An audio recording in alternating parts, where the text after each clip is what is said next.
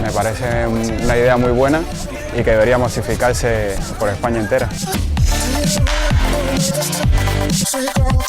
Tomamos un refresco, miramos los partidos, jugamos, me gusta el ambiente y espero volver aquí cada año.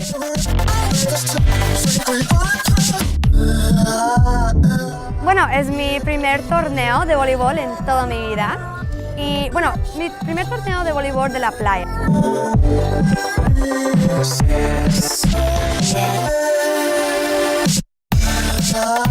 La verdad que pasamos muy bien y hay que repetirlo.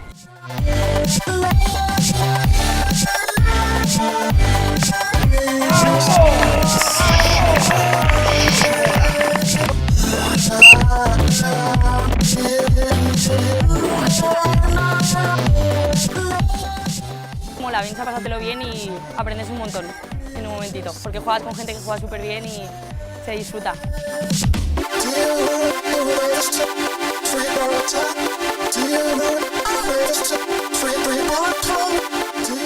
En China poca gente juega beach volley, no sé mucho, pero esto es interesante.